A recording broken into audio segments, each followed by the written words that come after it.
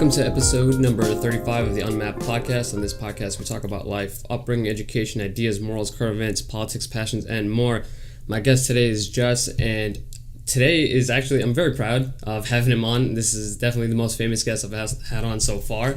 Excited to have him on, and we're going to be talking about a lot.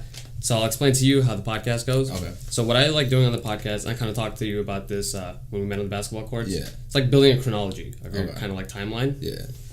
So where I like starting off is origin stories of your parents, where they got going, your upbringing as a kid, going into like middle school, elementary school, that stuff, jumping into high school, then talking about college. And along the way, we'll focus on your passion with music, rapping, and all that stuff. Okay. So you can get started, and we'll get going. All right, bet, for sure. So, growing up, I grew up in Wheelie Heights, and it's like pretty much on the border of Wyandanch and Dix Hills. So, you know, it's not a terrible neighborhood, but it's like it's right on the border between a bad neighborhood and a really good neighborhood. So, you know, I grew up in like a Black Spanish area, so we went to a pretty wealthy school, and it was pretty much my neighborhood. Like the bus I was on, it's all the Black and Spanish kids, and then the rest of the school is like white, Asian, right. and Indian and stuff like that. So yeah, like I remember in elementary school, our bus was pretty bad, and one time we got called into the principal's office, and the whole bus had to sit down and watch the video camera on the bus, and like everybody like jump in and stuff. Yeah. And we're just like, oh shit. So that was my elementary school. I got called to the principal office a few times. Nothing crazy. And then middle school. So I'll backtrack. I grew up with my mom. Like I lived with my mom. And, my dad was there. It's just he didn't live with us. So he was, back and forth. So before we even get into, like, a little bit of you, what I like doing is talking about, like, your actual parents and kind of, like, their origin story a little bit. Because I think that has a big impact and influence on us as kids. Because a lot of the guests I've had on so far, immigrant family, that immigrant mentality, that push that you get. Yeah. And, like, we talked about this, too, when we talked outside. Yeah. But I think that has a really big influence and impact on, who you become and what you do. Yeah. So my parents, my mom grew up on Long Island. My dad grew up on Long Island, but he came up from the South. So he was born his family was born in West Virginia. So they grew up out there. Came here. He grew up in Wyandanch. My mom grew up in Syosset. And so you're a local to Long Island. Yeah, I grew up in the same house since I was born and raised out here. Grew up in the same house since I was like till I was 18, matter of fact. Oh, okay. Yeah, and I moved 20 minutes away. But same area. Yeah, exactly. But yeah, so my parents grew up on Long Island, born and raised from Long Island. My dad didn't finish high school, but he went back, got his GED. My mom finished college. Okay. And then I don't know anything else like specific about them, or I mean, just I think an important question is, and we'll get into this more later, is like the fact that they did have education, the impact on that, on you going to college and you getting your degree into that. Yeah. But we'll jump into that later on. So let's finish off the timeline of you going to middle school and then high school and stuff like that. Okay, for sure. Middle school, elementary school I was doing good. 6th grade I was doing good in school, and then 7th grade, like, I was kind of like, I guess, rebelling. I don't know. Yeah. I wasn't getting a little angsty. Yeah, I wasn't even like rebelling. I was just acting up. I was just being bad, and I just didn't care about school. So I was coming back, and I was getting like 3 Ds on report cards and like all this stuff like every semester. And my mom just one night like just really like was tight and just was upset. So then after that, I just set in my mind, all right, I'm about to start doing good. Right. And I just started doing good. I started getting honor roll, all this stuff. And, from that point on, from 8th grade to high school to college, I was doing good. And then, so I was, 8th grade, I was doing like little freestyles. I was messing around. My dad was the one who really put me onto music. When I was young, he bought me Black Album by Jay-Z, explicit version. Yeah. And the first album I bought was like in elementary school was The Hunger for More by Lloyd Banks, Part 2. So that was my first hip hop album that I bought. My dad was always playing rap. He was playing De La Soul. He was always playing Jay-Z. So Jay-Z was a big influence for me. So that was 8th grade around. I was messing with freestyles. Like I was doing little stuff in class projects, freestyling. Yeah. Then 9th grade comes around. I remember this day mad clear. I have an older brother, half brother, from my dad, and I went to his house and I went to his room and I see like this DJ equipment. I see his keyboard. He has a program and stuff. I'm like, yo, what is that? Like, I want to mess with that.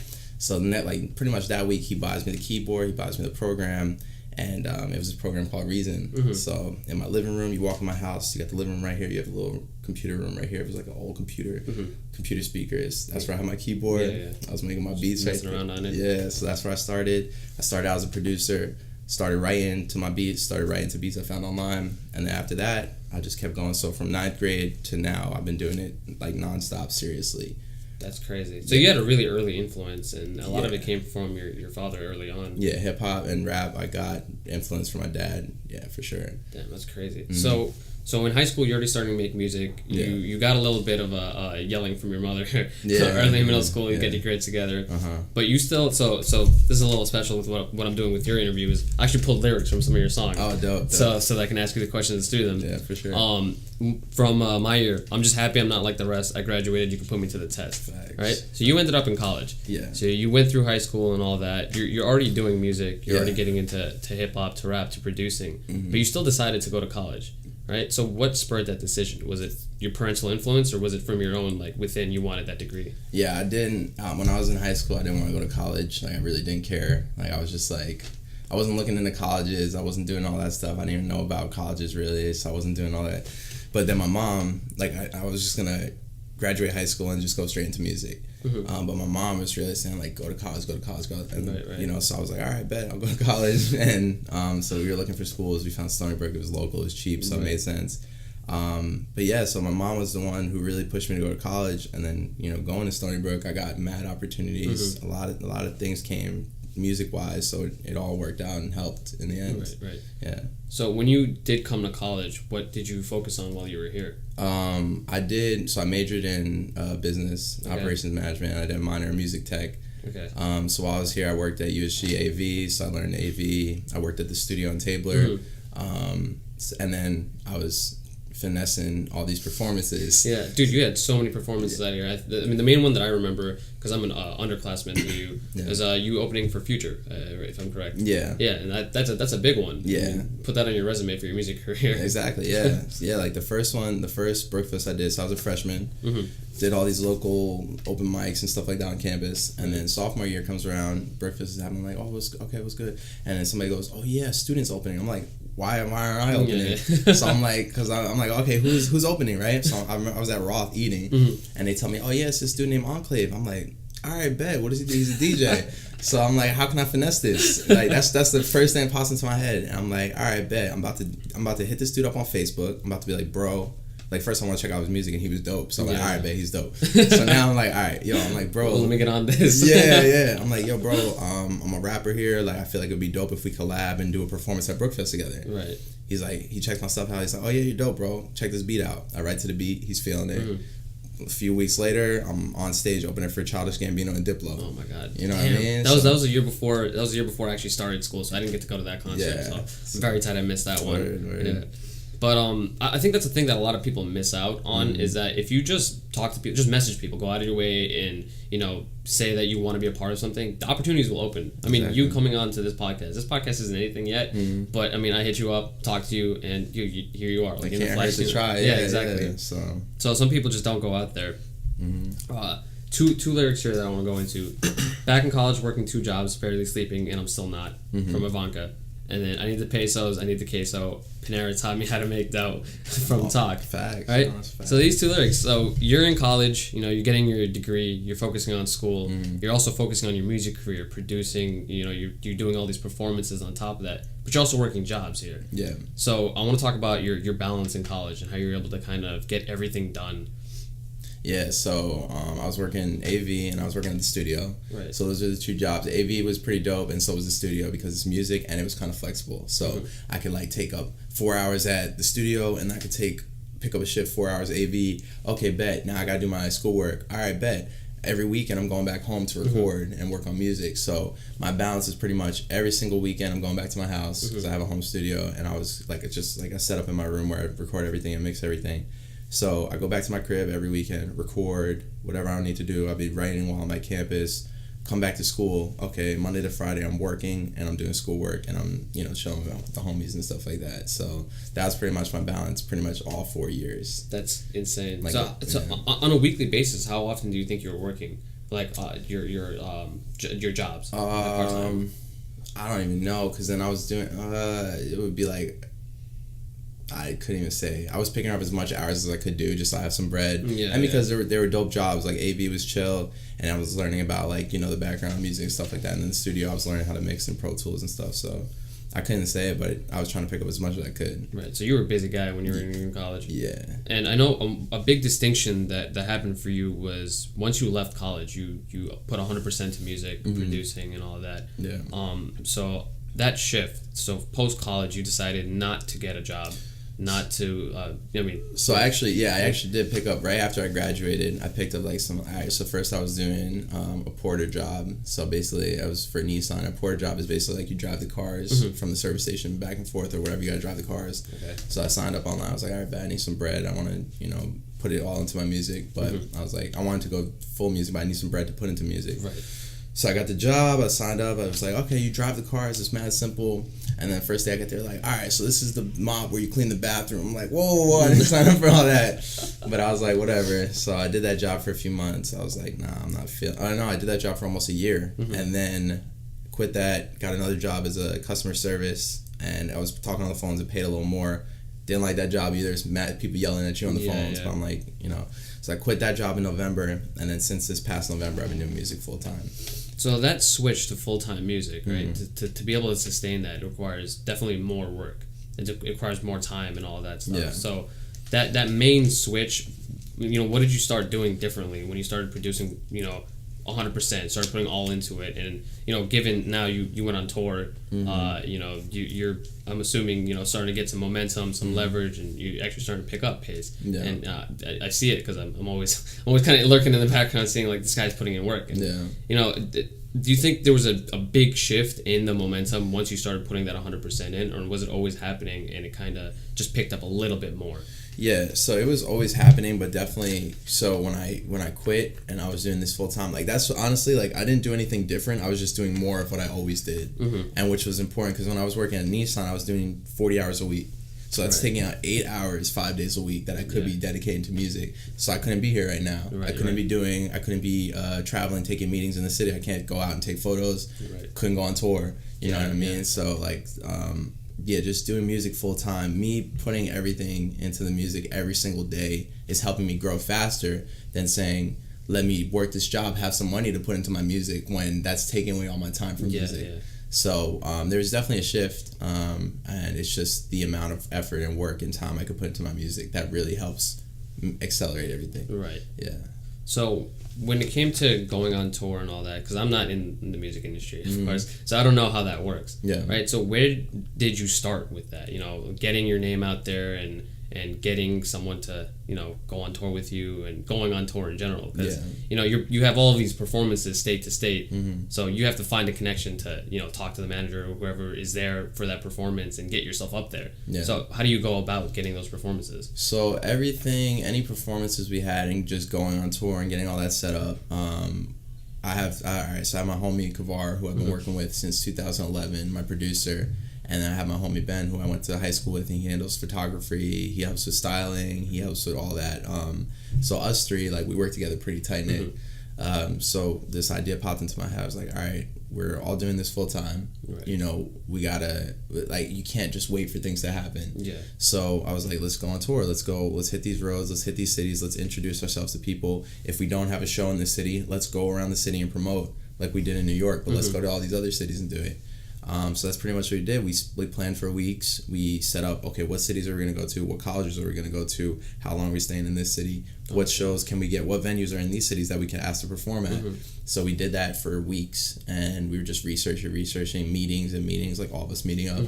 And then we just went. And then... So there was no, like, preemptive, like, connection, or there was nothing, like, already lined up. You just kind of picked everything up, had a plan, went... and tried to figure it out as you were going. Exactly, yeah. That's crazy. Yeah. That is insane. We packed up the whip with all the merch we could fit, and, you know, sold some merch on the way, helping to help pay for gas and all that. And, yeah, we just went. And then we ended the tour in South by Southwest. Right. Had a show there, and us doing that South by show had me back in Austin a week later after tour because 2 kids saw me. and they were like, yo, we want to throw you a house party in Austin. I saw that one. And that was crazy. That is insane. Yeah. So next question is your kind of slogan, the name, and everything like that. Where does that come from? GR8 the season. Yeah. All that. Yeah. So GR8 started when I was at my old crib with my producer, and we were like, yo, we need this to be deeper than just the music. Like, what do we want to represent? Yeah. So we were sitting there, we were like, all right, what can we do? Yeah. So we're like, what can we? And then my boy goes like this, hey, and he's like GR8. I was like, we was like GR8. Yeah, we was like, I was like, I like that. It's like the greater than sign. All right, bet. So we did that, and then that's what that. It's greater than sign. Okay. I just got that. Hey. So you could do it like that. And then from GR8, it developed into GR8 season, and pretty much with GR8 is like great vibes, great times, great people, great lives, everything great. It's about living in the moment and making the most of today, because tomorrow's not promised. So you just want to do what you can today, just because you don't know what's gonna happen. GR8 season and the whole leaf and all that, what that kind of represents is like me and my boy and my music. What I want to do is I want to bring something different. You know, like I feel like lyrics are sometimes not looked at as much in today's rap. That's actually culture. One of the next questions I had is what are your thoughts on today's mumble rap? People like Lil Pump, and stuff like that. Yeah, but lyrics are not that looked at, and what I want to do, and like you don't hear about many rappers going to college, so the leaf represents. We were like, all right, what season represents change the most? And we thought about fall, and then we thought, how can you represent fall? So we put it in the leaf, and that was GR8 season. And then today's rappers, and I guess what I think about Lil Pump.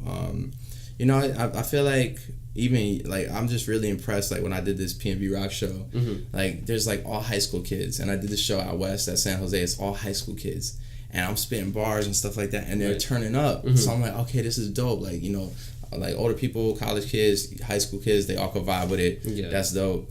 And it's like, it just shows me like, cause like old people like Lil Pump too. Yeah. You know what I mean? So it's like, what it is to me, it's like, it's turn up music. It's cool. It's good to have fun with. You want to get lit, and then it's like, it's just, you got to respect it for what it is. It is music for now. And it's like, is it going to be a timeless record that you play at your wedding? Maybe for some people, maybe you are going to be playing. I hope not. Maybe you're going to be playing Gucci Gang at your wedding.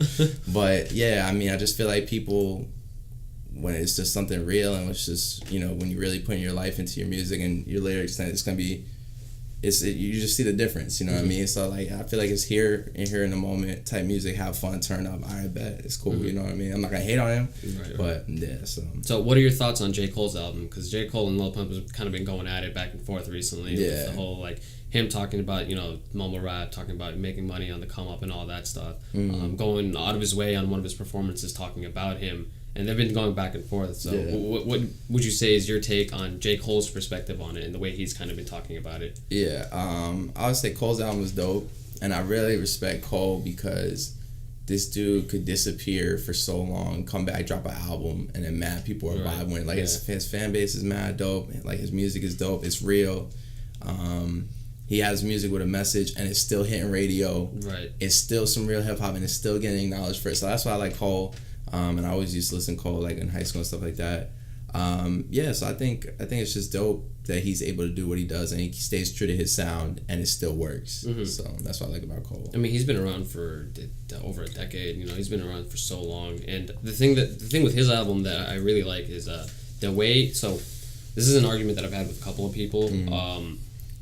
The way he's made the album is it's not the best for him in my opinion, and a lot of my friends, lyrically or like the beats or like how hard it is. But when you listen to it together, it's one piece of art. Like the album itself, after you listen to 1985, like it just ties it together and makes it his like whole artwork, and then you get this big idea, this whole kind of ideology he has, and his opinions and his thoughts, and it just ties it together.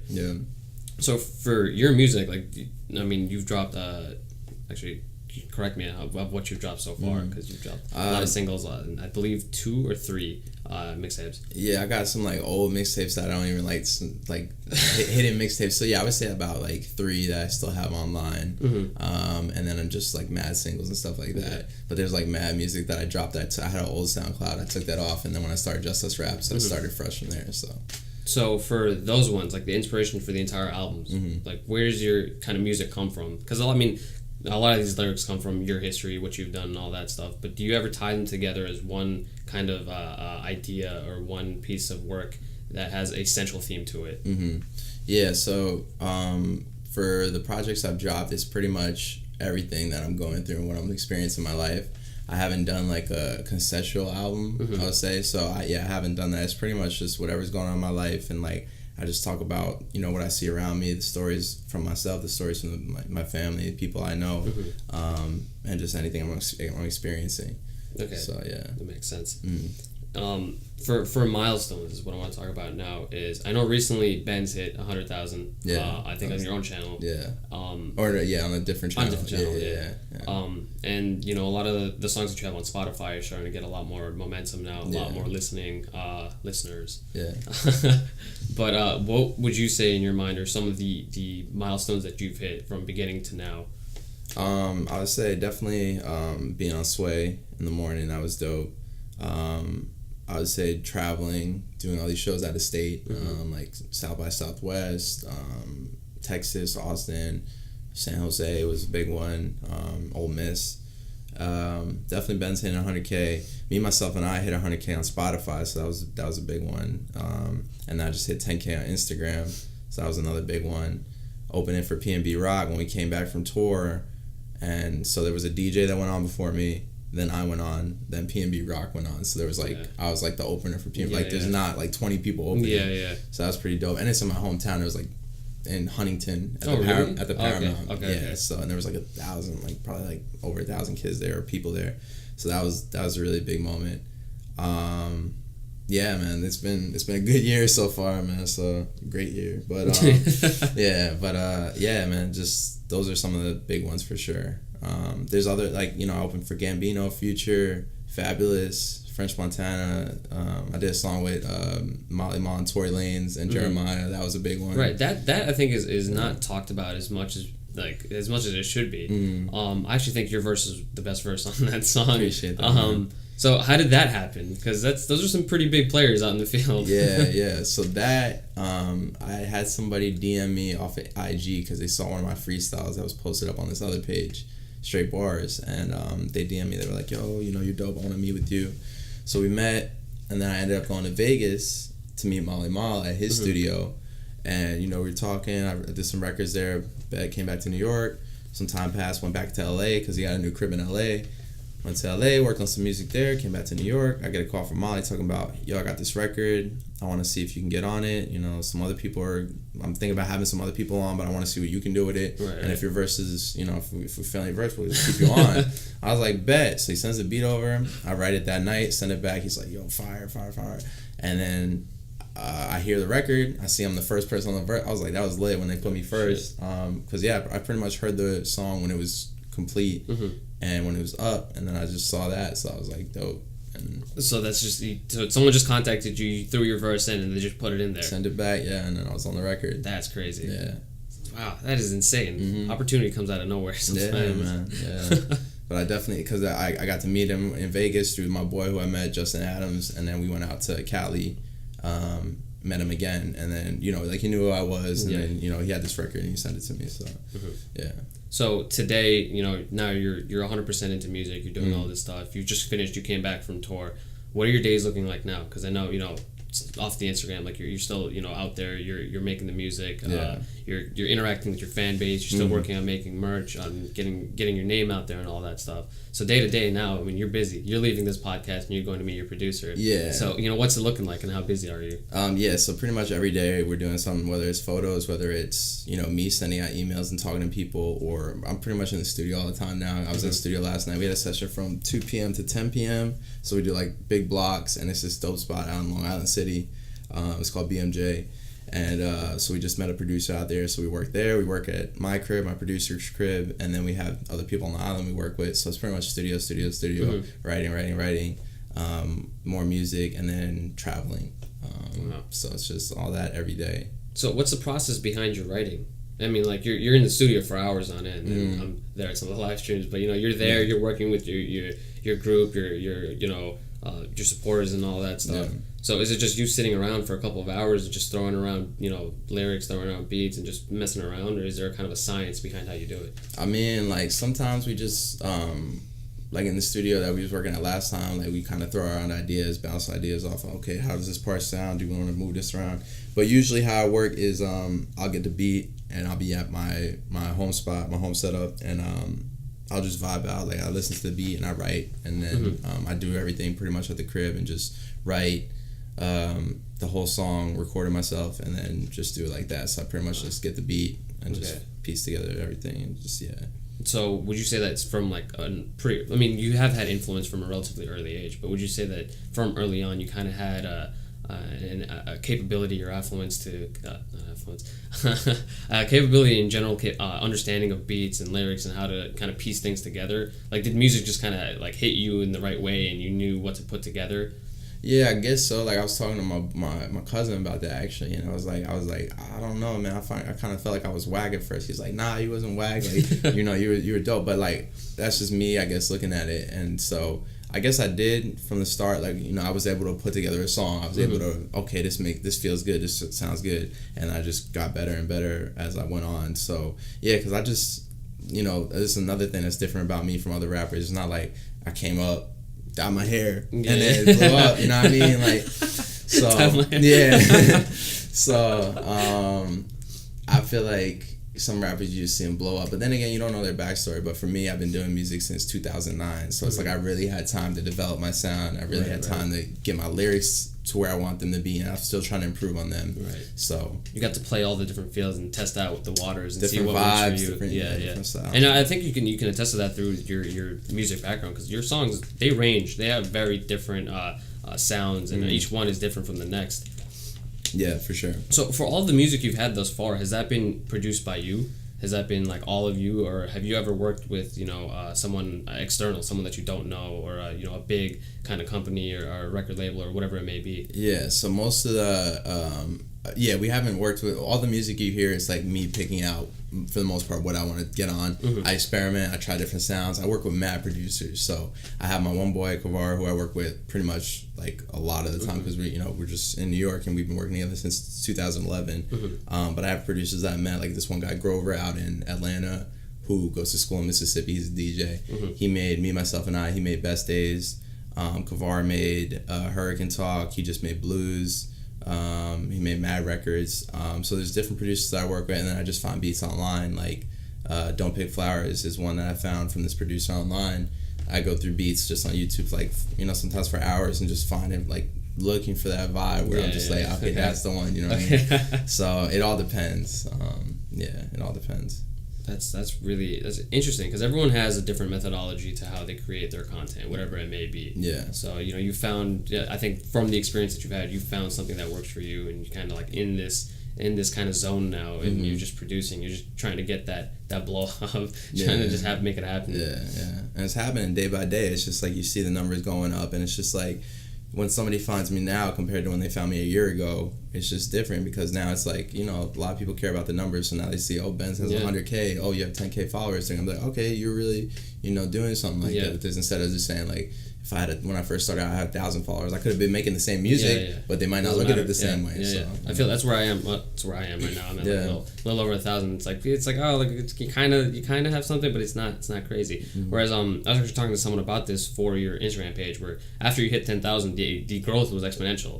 If you look at it now, I think you're at like 10.7 or something like that. When people see that 10K mark, when it's not just a number anymore, it's like this person's already something. So that just makes you want to. It's FOMO, fear of missing out. It's like, this person's already someone. Like, I kind of want to be a part of this now. Yeah. But I think from this point on, it'll probably be exponential growth. Yeah. So I think we've covered almost everything a lot faster than I actually anticipated. Usually it can go for an hour. But the last section is actually, I ask my guests their short-term and long-term goals from this point on. So what you see yourself working on, in the upcoming months, and then where you see yourself going in the upcoming years. Some milestones you kind of want to achieve, and when is, for you or your team, when is we made it? Like we've accomplished some of the goals that we really set out to do, or is that never going to happen and you're always going to keep grinding and keep going? Yeah, I feel like, I'll start with the last question first. I feel like for us, we're always setting new goals. We do have a moment, or like, there's gonna be a feeling one day where it's gonna be like, all right, you stop, and when you stop and finally look around, like, where am I at right now? You're like, okay, I'm here. Yeah. Like, you know what I mean? But yeah, we're always gonna be setting new goals. We're always gonna be trying to advance. I know I'm always gonna be trying to get better as an artist, performer, everything. I guess the short-term goals are gonna be continuing with the dropping new music. New singles, new videos. We got a lot of videos on release that we're going to be dropping. Fall time, might be seeing a project come in, like a full like EP, just a set solid amount of songs that just really capture what this whole vibe and this whole build up of everything we've been working on to really hit them. So that in the fall time, so. So you're making sure you're dropping it in fall for GR, right? Yeah. That's what it's looking like. I mean, we might drop it earlier, but and then we might just drop another joint. I don't know. But, so that's pretty much short term. Long term, we're gonna be doing more shows for sure. Tours, possibly either I would do a smaller tour run throughout the country, or I would get maybe attached to a tour and do it with a bigger artist and go open for them around the country. And then down the road, way down, maybe a few years from now, 2 or 3 years, I would do maybe open a label and start, once I get myself more established, help other artists and people that I watch, people that I like, that I think could be dope, maybe people from my area, maybe people not, just as long as I think they're dope and I see them grinding. That's the main thing. I just want to see you working. I want to see people who really, because everybody talks about, I want this, I want that, but nobody works for it. You know what I mean? It's just crazy to me. I just feel like it's not simple, but it is simple. Just get up and do it. You know what I mean? People wouldn't do this. Some people who have 1,000 followers be like, I want to go do this podcast. Yeah. I mean, I've talked to a lot of people. I mean, this is episode 35 for me. Yeah. When I started, people were like, what are you doing? That's what I'm saying. And they had that energy where it's like, let's not be anything. Now I'm like, I'm at 35. I have a rapper that's making it on my podcast. I'm having people here. It's just, eventually it will amount to something. You just can't give up. Exactly. You gotta keep going. Yeah. The last question is actually, so you're one of the prime candidates for my podcast in general. Is someone who's hungry, relentless, working for it, grinding, all that stuff, right? What I like having my guests do is saying a quote, a saying, something that really means something to them, to the people that are out there. Because my prime demographic is those who are younger end of college or higher level of high school. Something that you think that people need to understand, or something that you think is really important. Yeah, let me play this one joint so I don't mess up the quote. This is something my dad said, and I put it in one of the records. One thing I say is, tomorrow's not promised, so make today great. So that's just, you really don't know when your time, anything happen to any of us. So it's you might as well give your all in this one life that we have, and just do your best, be your best, and just really try to be as positive and as productive as you can. So that's what I've been living by. But yeah, this is what my dad said. Let me see this one right here. Yeah. To any kid on the come up, if you really have something you want to do in life, something you're pursuing, it's not easy, but you gotta stay consistent.